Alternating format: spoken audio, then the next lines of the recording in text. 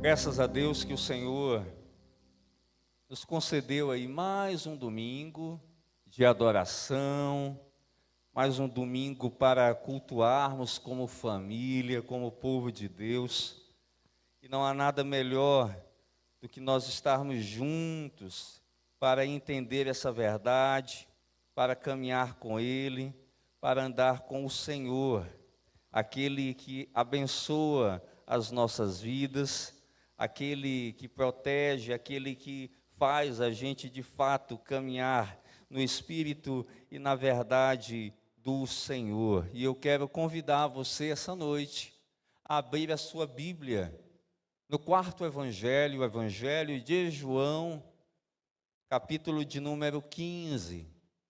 João, capítulo de número 15.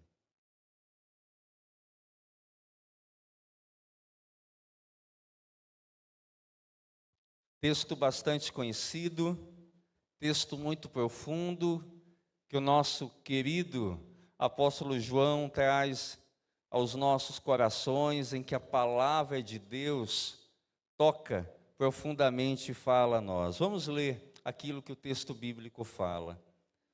Eu sou a videira verdadeira, e meu Pai é o lavrador. Todo ramo que, estando em mim, não dá fruto, ele corta. Todo ramo que dá fruto, ele poda para que produza ainda mais.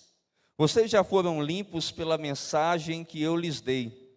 Permaneçam em mim e eu permanecerei em vocês. Pois assim como um ramo não pode produzir fruto se não estiver na videira, vocês também não poderão produzir frutos a menos que permaneçam em mim. Sim, eu sou a videira, vocês são os ramos. Quem permanece em mim e eu nele, produz muito fruto. Pois sem mim vocês não podem fazer coisa alguma. Quem não permanece em mim é jogado fora como um ramo imprestável e seca. Esses ramos são ajuntados num monte para serem queimados. Mas se vocês permanecerem em mim e minhas palavras permanecerem em vocês, pedirão o que quiserem e isso lhes será concedido. Quando vocês produzem muitos frutos, trazem grande glória a meu Pai e demonstram que são meus discípulos de verdade. Vamos orar mais uma vez. Senhor, que a tua palavra esta noite, ela produza em nós frutos de arrependimento, frutos de humildade, frutos de quebrantamento, frutos de unidade e, acima de tudo, frutos que engrandeçam o teu santo nome e que honrem ao Senhor como o soberano das nossas vidas. É assim que eu oro, é assim que eu agradeço, no nome de Cristo Jesus. Amém e amém. Hoje nós estamos visitando um texto muito importante nos evangelhos. E nós, quando lemos o Evangelho de João, nós percebemos de forma bastante clara que Jesus é aquele que gosta de utilizar muitas metáforas. E ele aqui separa uma metáfora muito especial, que é a metáfora da videira. Se você já teve o privilégio de ler o Evangelho de João, já viu ele falar sobre o pão, já viu ele falar sobre a água, já viu ele falar sobre o vinho, já viu ele falar sobre a metáfora do pastor. Mas certamente quando nós lemos um texto como esse, nós começamos a nos perguntar qual o objetivo de Jesus ao utilizar essas imagens que soam pelo apóstolo João aqui no texto e vêm de encontro à nossa mente. Você já se perguntou isso? Mas para que essa resposta chegue a nós, há uma necessidade de nós revisitarmos as antigas tradições judaicas, entender como elas aconteciam. E quando nós vemos essas figuras, nós temos logo a necessidade de fazer uma correlação, de fazer um paralelo com os dias atuais. Mas quando nós mergulhamos literalmente de forma profunda na história bíblica, nós conseguimos compreender o que Jesus, o que os profetas, o que os apóstolos queriam dizer de forma mais ampla. E Jesus, aqui, aquele que é o Verbo, que se fez carne, que habitou entre nós, que caminhou no meio do povo, ele está dizendo que aquilo que ele está realizando nesta época, nesse contexto do texto, é infinitamente maior, é infinitamente superior às bênçãos que o próprio Deus realizou no Antigo Testamento. Porque agora o Filho de Deus estava revelado, o Filho de Deus estava andando no meio do povo. Mas a pergunta ainda permanece para nós. Porque Jesus utiliza a imagem da videira. Existem várias possibilidades, só que eu me atentei a trazer justamente aquilo que eu creio que o apóstolo João quis repassar, compartilhar, transmitir a cada um de nós. E ele deixa claro, simplificando, resumindo o seguinte, que a verdade é que o apóstolo João, ele está tratando, ele está falando da união dos crentes com Cristo e de quem está separado dele. E essas pessoas que estão separadas, ele vai dizer que elas não podem fazer absolutamente nada. Ele está dizendo que essa união vai se originar, ela vai ter como ponto de partida uma iniciativa que não é do homem, mas que é do próprio Deus. E que foi selada, que foi consumada na cruz do Calvário, com o sacrifício do Senhor Jesus, através da sua obediência, através do seu amor. Porque isso, para João, é a essência do cristianismo. E eu gosto de pensar na tradição judaica, porque quando ela se refere à videira, ela vai dizer que representava a aliança do povo com o Senhor, a aliança de Deus com o povo, a aliança de um Deus que plantava, de um Deus que cuidava e de um Deus que trabalhava na vida do povo para que eles produzissem muitos frutos, como em várias passagens do Antigo Testamento está descrito. E aí você, quando olha para isso, se você é um estudioso sobre Israel, ou você gosta da ideia dos fins dos tempos, você fica esperançoso de que talvez eu toque nesse ponto. Mas eu não quero falar aqui sobre as teorias sobre Israel. Eu quero pensar sobre algo mais importante. Porque aqui o texto está dizendo que a igreja não é a videira. A igreja não é a videira. Jesus é a videira verdadeira. Ele é a peça central. Ele é o personagem central do texto. E quando nós olhamos todo o Antigo Testamento, nós percebemos que Deus Pai, Ele cuidava da videira, que aqui até então era a igreja, de uma forma toda especial. E através de Jesus, que se torna videira, o amor dele continua sendo o mesmo, o cuidado dele continua sendo o mesmo. Só que quando nós estamos em Jesus, nós recebemos esse amor, nós recebemos essa graça, nós recebemos essa misericórdia, nós recebemos todas as bênçãos que estão prometidas àqueles que fazem parte da videira do povo de Deus, da videira que é Cristo. Mas, em todo esse cenário, Deus Pai continua atuando. Ele é o grande agricultor. E eu quero pensar com você essa noite sobre todo esse enredo, sobre todo esse contexto. E eu gostaria muito que você colocasse ou escrevesse aí do lado 2 palavrinhas na sua Bíblia ou no seu caderninho de anotações. As palavras permanecer e a palavra habitar. A palavra permanecer e a palavra habitar. E embora nós olhemos para esse texto, olhemos para Jesus e afirmemos aqui que Ele é a videira, eu falei que nós temos a figura do Pai como o agricultor. E o texto vai dizer que Deus Pai, Ele corta e Ele poda os ramos. E essa metáfora aqui, que vai do verso 1 ao 8, nessa primeira parte, retrata Jesus como a videira e seus discípulos como os ramos. E os ramos, eles obtêm vida literalmente, diretamente da videira, do próprio Cristo, do próprio Mestre, do próprio Senhor. E eles produzem frutos através dela.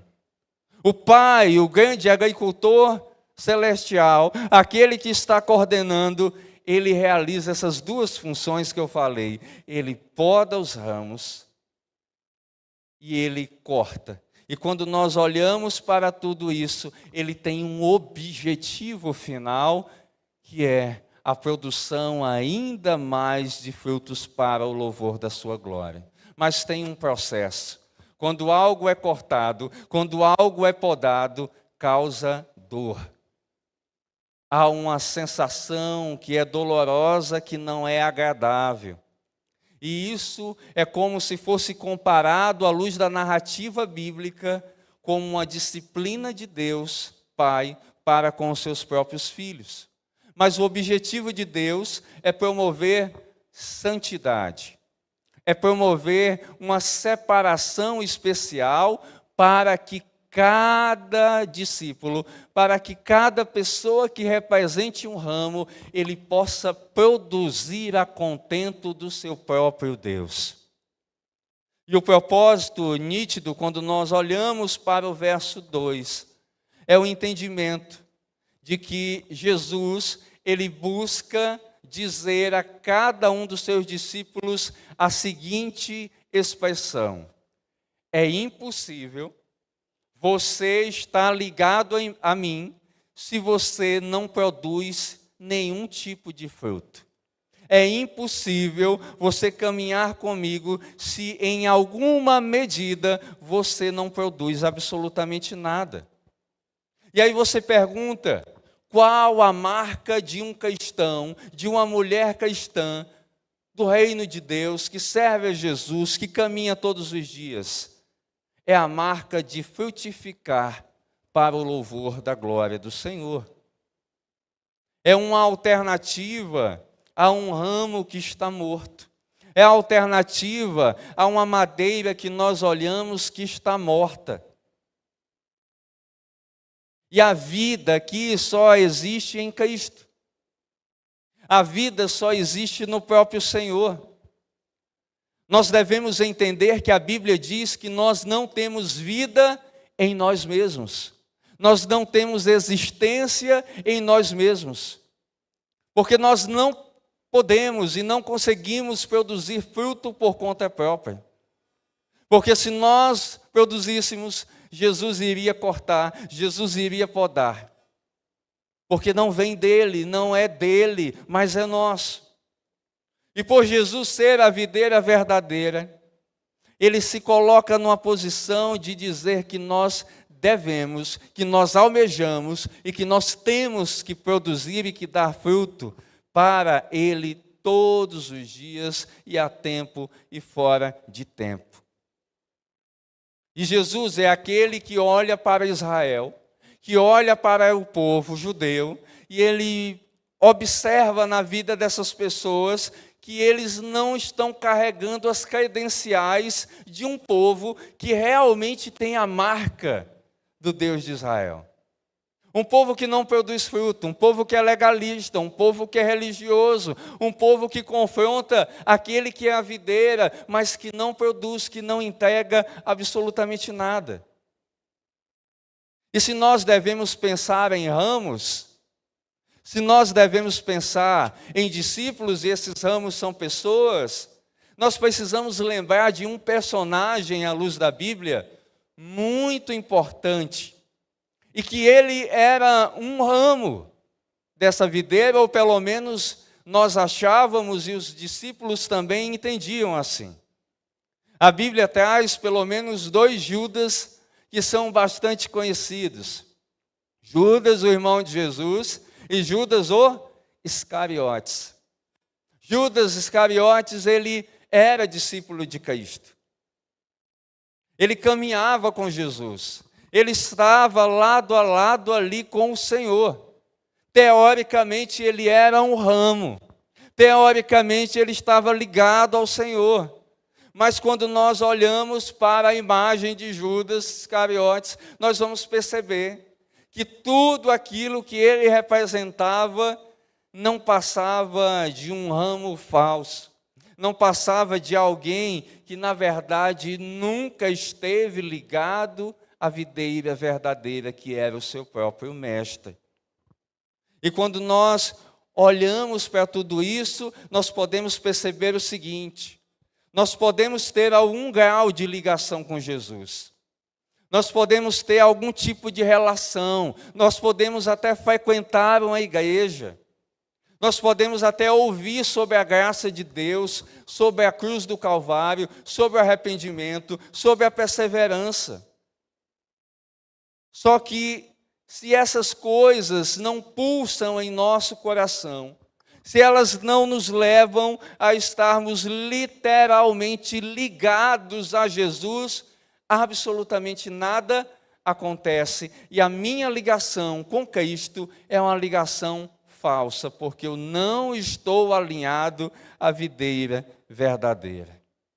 E Judas é esse retrato. É o retrato do religioso, é o retrato de alguém que caminhava lado a lado, e eu espero que Judas não seja o seu retrato aqui essa noite. Que Judas não seja a sua representação de ligação com Jesus, com o Evangelho. Porque algumas coisas a Bíblia garante. O ramo que está ligado a Cristo é um ramo que abraça a graça, é um ramo que abraça a perseverança e que ele testifica a sua graça transformadora. Porque só há uma coisa capaz de fazer com que nós, que somos os ramos, possamos pulsar para Deus, viver para Deus. É o poder purificador da palavra do Senhor. Aquilo que você carrega, que é a Bíblia Sagrada, que é a palavra de Deus, seja ela impressa, seja ela no smartphone, ela precisa estar enraizada em você. E quando a palavra está enraizada em nós, ela tem um poder purificador. Porque é como se o alimento estivesse saindo diretamente da videira que é Cristo e chegando até você. Chegando até cada ramo, chegando a cada discípulo, chegando a cada pessoa. E aqui o texto não está dizendo que Jesus tinha palavras mágicas, que ele chegava num discípulo e dizia: olha, essa palavra aqui, ela vai mudar você. Não, está falando da ideia do Logos, do poder da palavra que flui da Escritura, que flui do próprio Cristo, mas que precisa ser absorvida por cada um de nós. É quando nós olhamos para o ensinamento de Jesus e o abraçamos. É quando nós praticamos e isso vai gerando um efeito na nossa vida. Eu leio, eu logo pratico, eu leio, eu logo pratico, e a minha vida vai sendo inundada pela graça de Deus, pelo favor dEle.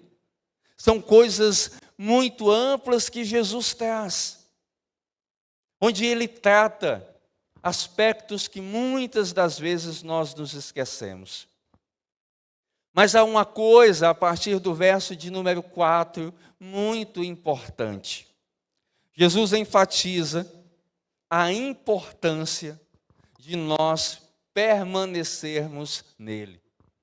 Ele utiliza, sim, a imagem aqui da videira para descrever não só a ideia dos ramos, mas uma conexão espiritual de Deus conosco, que somos os seus discípulos.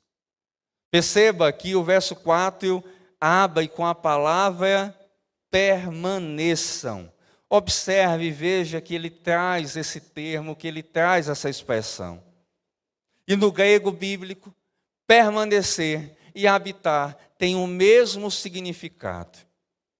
E a ideia é a seguinte: porque você, como discípulo, acabou de ouvir sobre que você tem que dar frutos.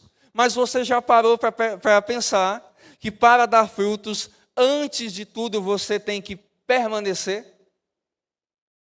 Só pode dar frutos aquele que permanece, aquele que está estabilizado, aquele que tem raízes profundas. E ele chama a nossa atenção sobre quem está verdadeiramente permanecendo em Cristo, permanentemente fixado na vontade do Senhor. E eu me lembro, e nós vamos observar que no capítulo anterior, no capítulo 14, Jesus, ele está num discurso de despedida. Os discípulos começam a ficar ali entristecidos, meio para baixo. Sabe aquela história quando alguém muito querido seu diz: olha, eu estou para ir embora, meu tempo está chegando, a minha passagem está comprada, eu vou mudar para uma outra cidade, as coisas não serão mais a mesma. O que é que bate no seu coração? Tristeza.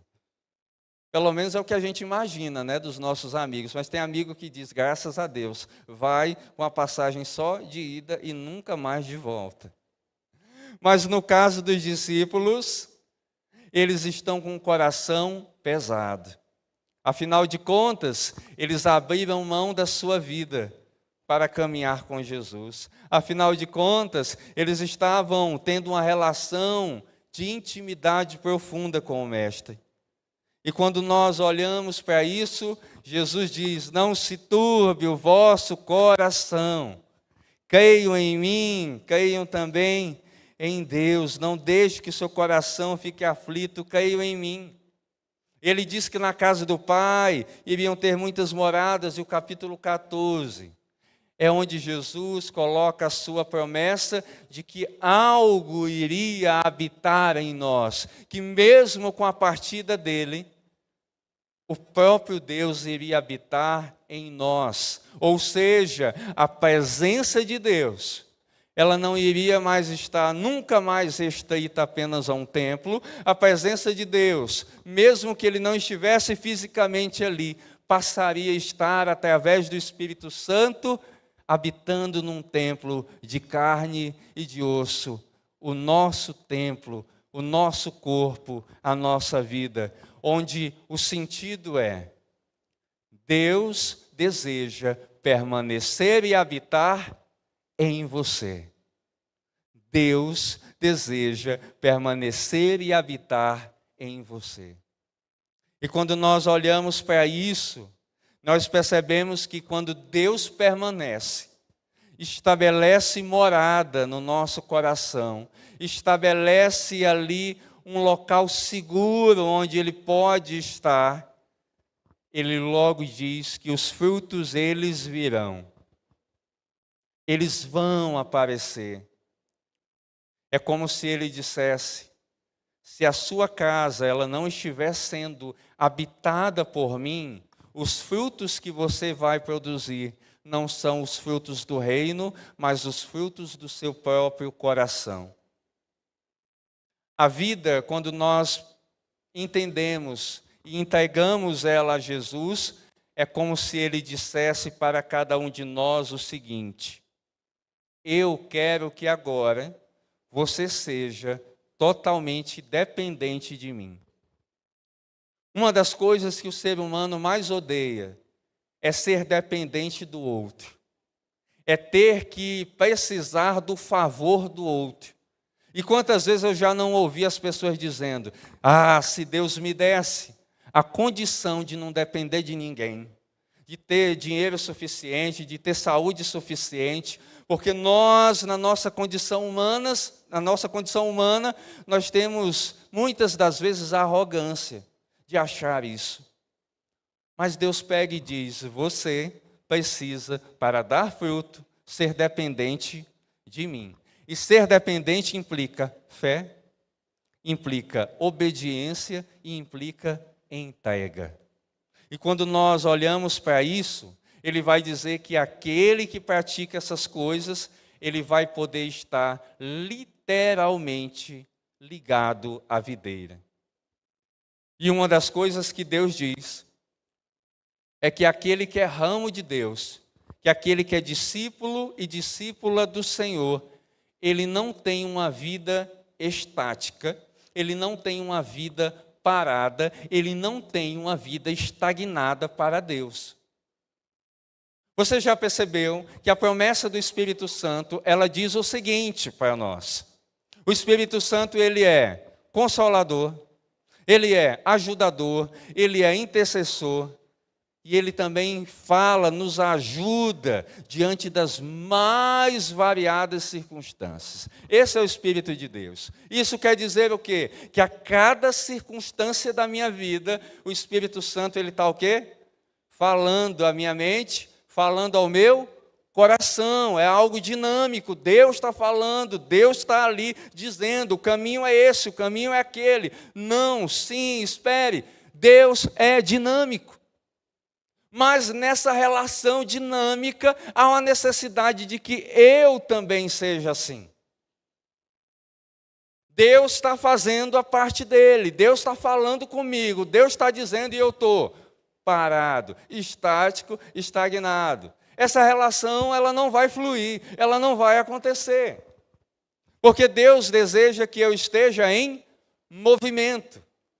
E eu, uma vez fazendo ali uma arte em casa para as coisas da igreja, me veio uma frase: IBM em movimento.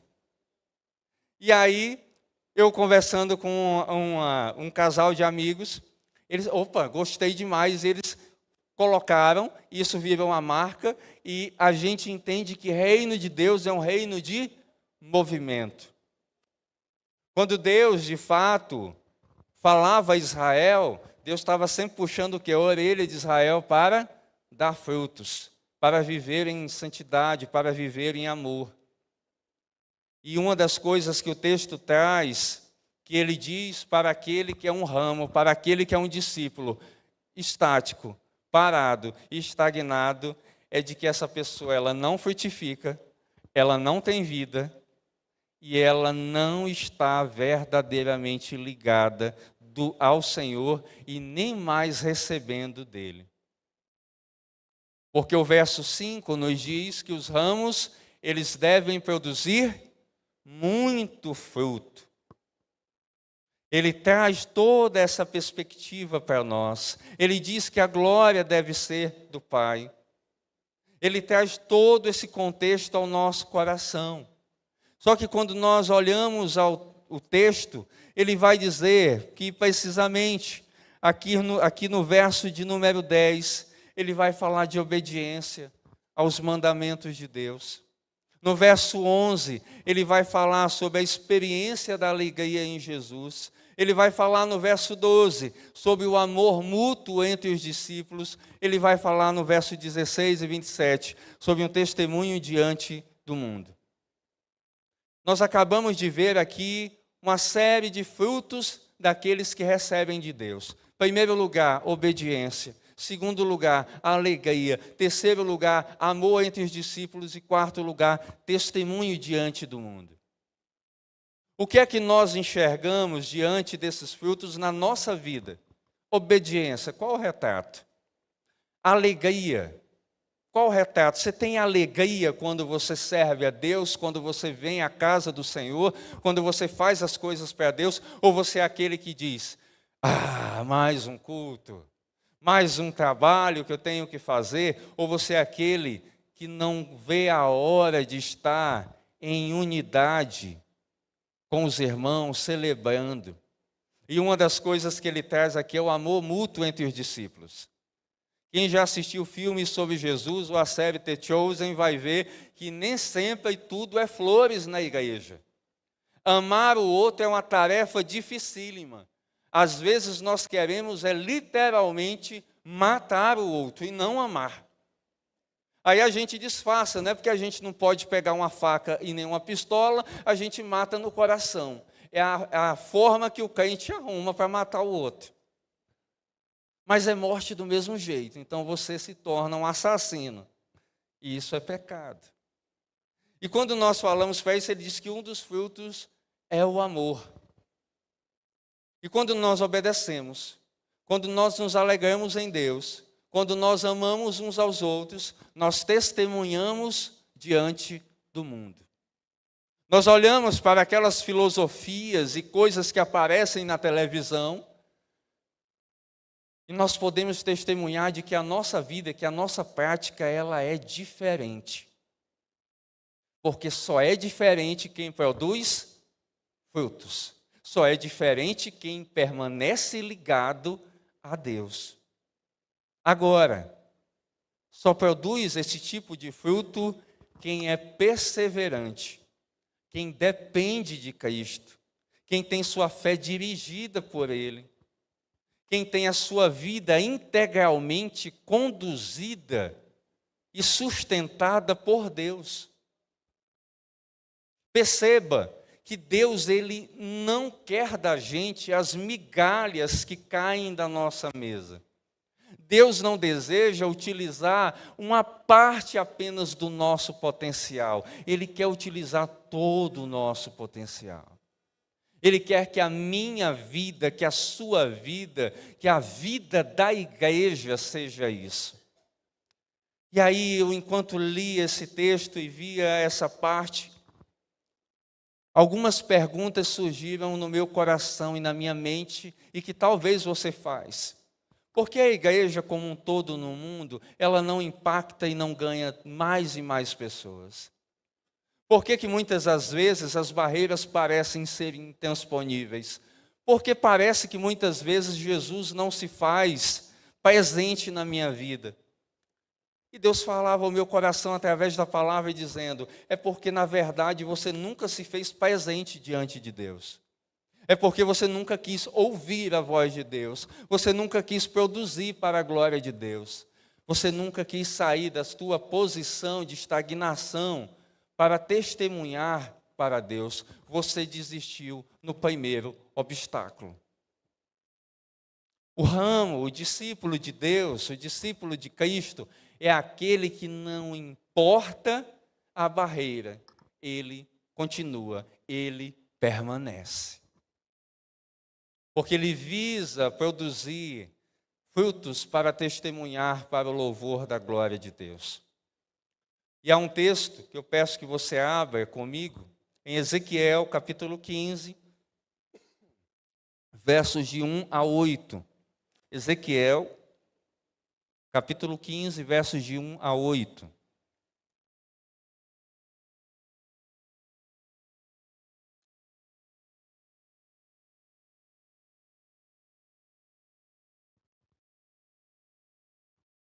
Acompanhe comigo.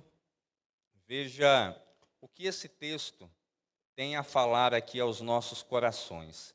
Ezequiel, capítulo de número 15, versos de 1 a 8. Recebi essa mensagem do Senhor. Filho do homem, como comparar uma videira com uma árvore? Acaso a madeira da videira é útil como a da árvore? Pode ser usada para fazer objetos como ganchos para pendurar vasilhas e panelas? Não.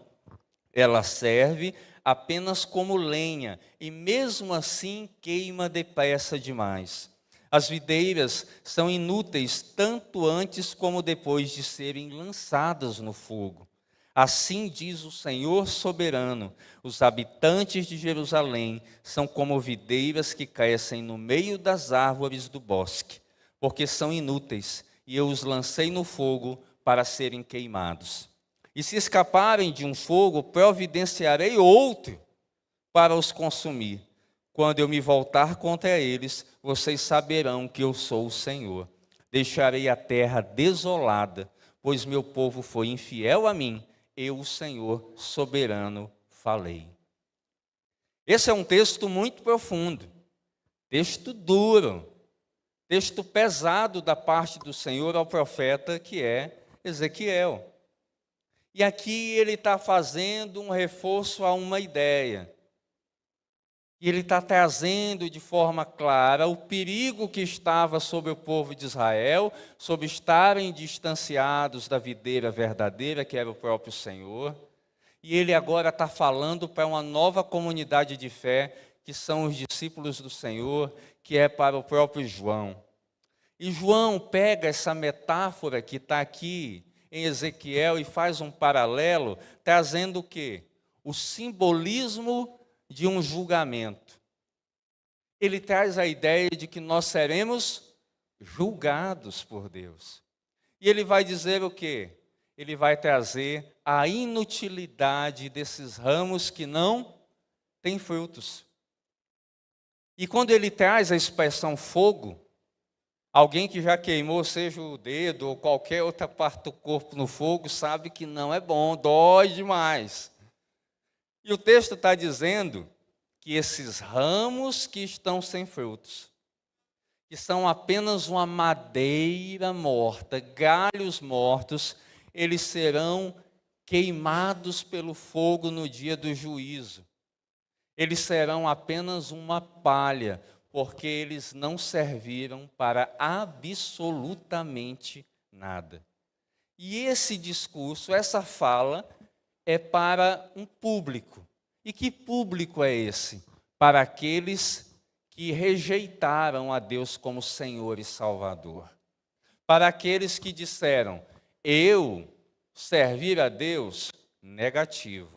Eu amar a Deus, negativo. Eu servir na igreja, negativo. É por isso que a expressão é clara. E esse julgamento, ele é feito não pela pessoa que está do lado, não pela denominação, não pela igreja, mas é feito por Cristo. E quando eu olho para isso, eu percebo a atenção que Jesus está chamando para a gente.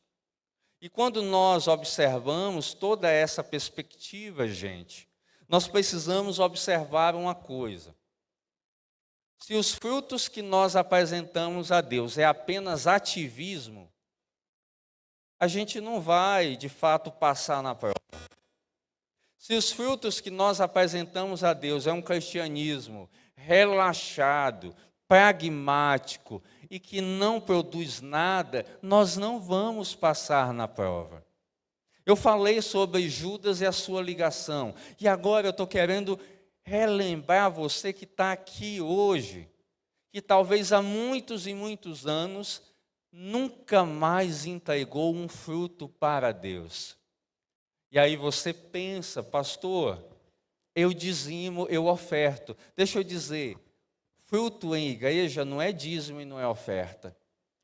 Cristianismo não é baseado pela quantidade de oferta que eu dou ou pelo número, pelo valor do meu dízimo.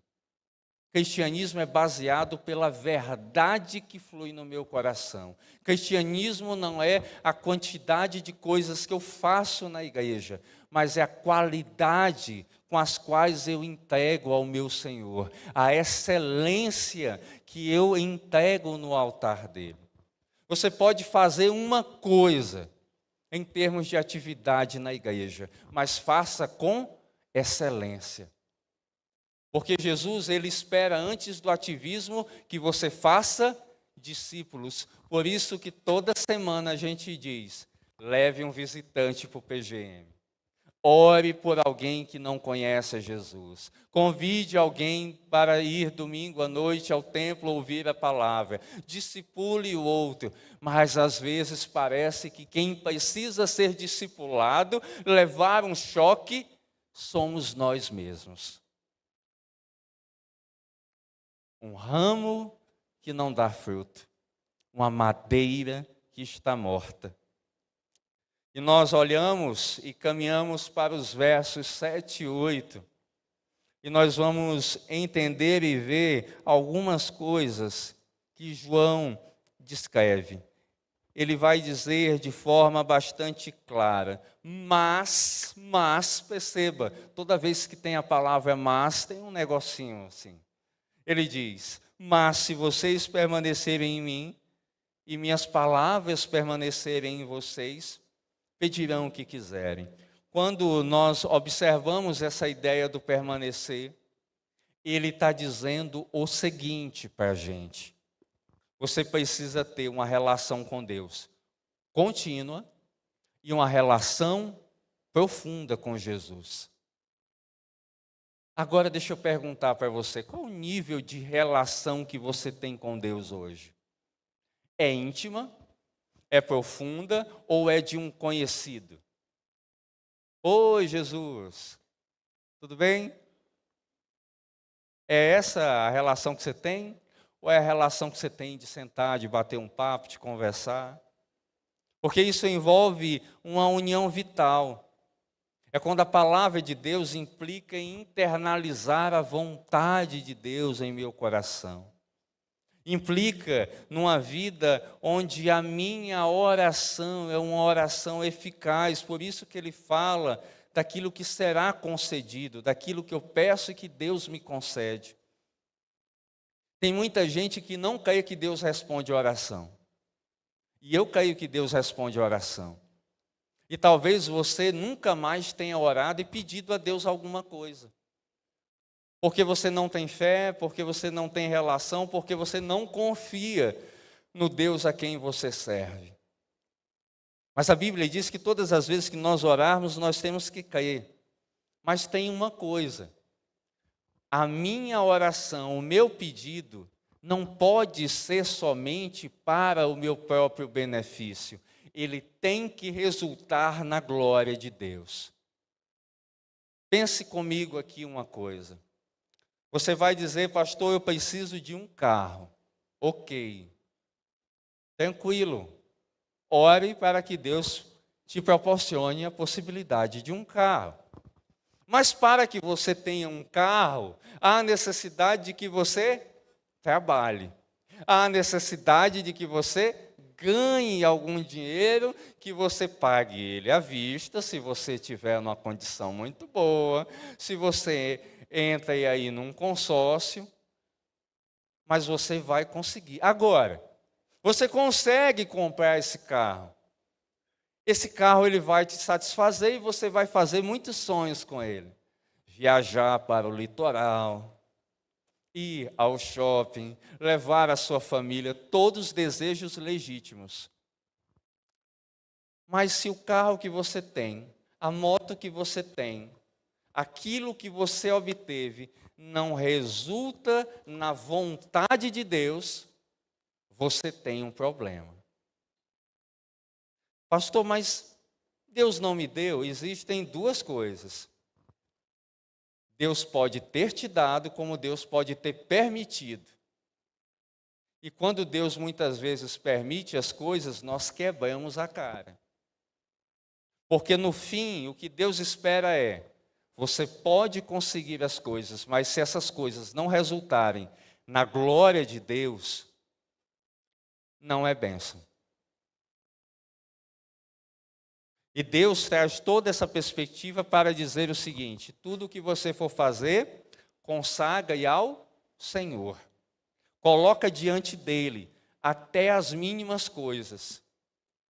A gente só quer colocar diante de Deus as coisas que a gente julga grandiosas. Ah, pastor, ora pelo meu concurso, eu quero passar.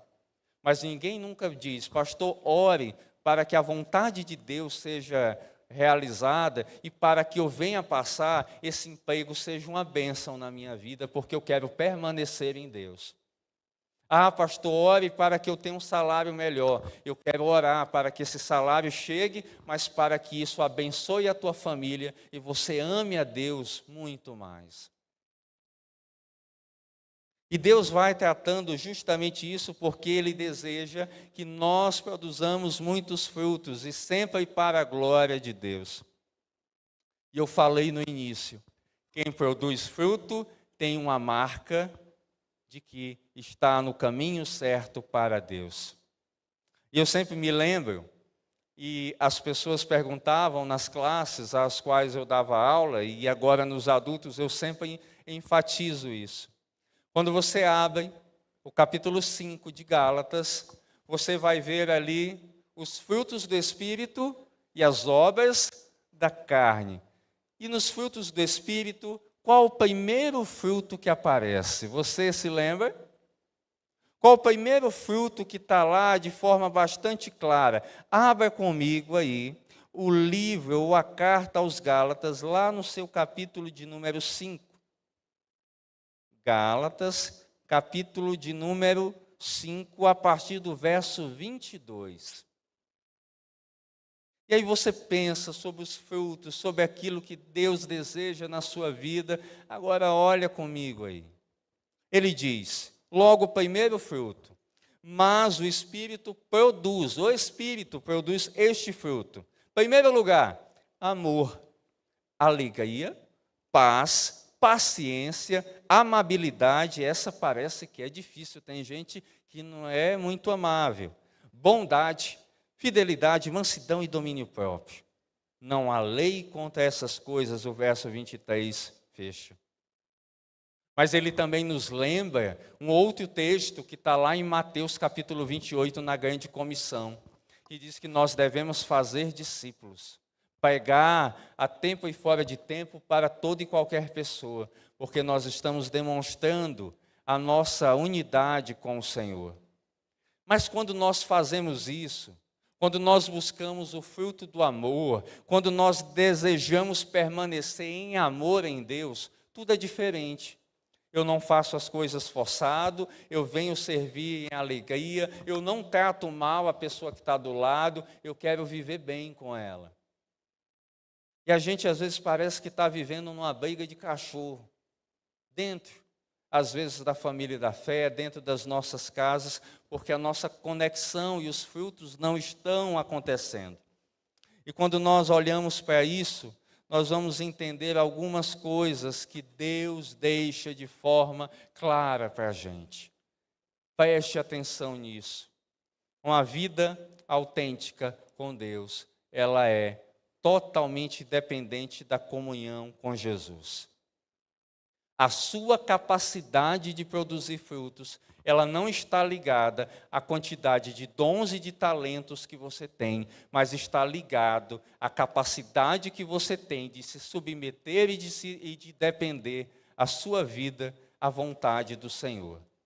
Não adianta você saber fazer todas as coisas, dizer que é isso, dizer que é aquilo, se você não depende plenamente de Jesus. E quando nós olhamos para tudo isso, nós vamos entender que como povo de Deus, como povo separado para Ele, a nossa vida ela será sim transformada. Porque essa mensagem dessa noite, ela tem dois tipos de público, como alvos não meus, mas do Senhor e da sua palavra. Em primeiro lugar, essa mensagem é para você que está aqui há muitos anos, ou chegou agora, mas é um discípulo de Cristo. Olhar para a sua vida e dizer, o que eu produzi esse ano para Deus até agora? O que eu produzi essa semana para o Senhor? O que eu fiz? E eu fico tão feliz quando eu vejo pessoas que elas dizem, essa semana eu estou trabalhando para Deus, eu estou entregando o meu melhor para o Senhor. Isso enche meu coração de alegria. Porque você está testemunhando. Mas o que enche mais ainda o coração do Senhor de alegria é quando nós proclamamos a mensagem de salvação e de arrependimento àquelas pessoas que tanto precisam. E essa mensagem é para você aqui essa noite, que está nos visitando, a quem nós já amamos, a quem nós nos comprometemos a orar. Mas Deus está dizendo a você que você precisa se ligar à videira verdadeira que é Jesus. Você precisa sair da religiosidade, você precisa abandonar o teu modo de vida hoje e começar a produzir frutos que Deus se agrade. Porque conforme você for se alinhando com o Senhor, você vai tendo a sua vida transformada dia após dia. E você vai estar com o Senhor, andando com Ele, não mais dando um tchauzinho de longe, porque você vem à igreja esporadicamente, mas você vem à igreja regularmente, porque você quer andar de mãos dadas com Ele, em obediência a Ele, e produzir frutos para a glória de Deus, viver para Ele. Nós cantamos essa noite a música Conexão. Mas a questão é, você deseja ter uma conexão real, duradoura, permanente em Deus? Você deseja que Ele habite no seu coração? Deus está falando ao seu coração essa noite. Tanto aqueles que ainda não entregaram a vida a Jesus, como a você que talvez seja um religioso e acha que já está tudo bem por estar frequentando um lugar. Eu gostaria muito que você agora pudesse curvar a sua cabeça, fechar os seus olhos. O ministério já pode estar aqui comigo, ao lado. Eu queria que você fizesse uma avaliação da sua vida essa noite em Deus. O que você está produzindo para Ele tem sido satisfatório? A sua vida, você que hoje nos visita, ela é uma vida que realmente agrada a Deus, que condiz com aquilo que Ele almeja? Pai de amor e de infinita bondade, obrigado, Senhor, porque aqui nós estamos uma vez mais. Porque nós amamos a Ti, porque nós estamos desejosos de ouvir sempre a Tua voz, de nos ligarmos. Nós não queremos ser ramos mortos, mas nós queremos ser ramos que deem frutos, ramos que glorificam a Ti. Que no nome de Jesus, o nosso discipulado uns com os outros seja firme e consistente. Que o nosso amor a Ti seja verdadeiro. Que nós não enchamos a nossa agenda de atividades apenas para dizer aos outros o que fazemos, mas que façamos com amor. Mas essa noite Deus te chama a se arrepender dos seus pecados, a entregar a sua vida ao Senhor e caminhar com Ele. Alguém aqui essa noite que deseja entregar a sua vida a Jesus e declará-lo como Senhor e Salvador da sua vida, erga uma das suas mãos para que eu possa ver. Alguém essa noite que deseja se reconciliar com o Senhor, voltar para os caminhos do Pai, dar frutos para a glória dEle, erga uma das suas mãos, entregue a sua vida a Jesus. Ele está falando ao seu coração, Ele está falando à sua vida. Pai, toca em cada coração, fala profundamente, e que nós escolhamos 2 palavras na nossa vida para com Deus: permanecer e habitar nele, hoje, sempre e eternamente. Amém. Glória a Deus. Se coloque de pé. Vamos cantar ao Senhor. Se porventura você desejar entregar a sua vida, saia do seu lugar ou ore com a pessoa que está do seu lado. Deus quer falar ao seu coração.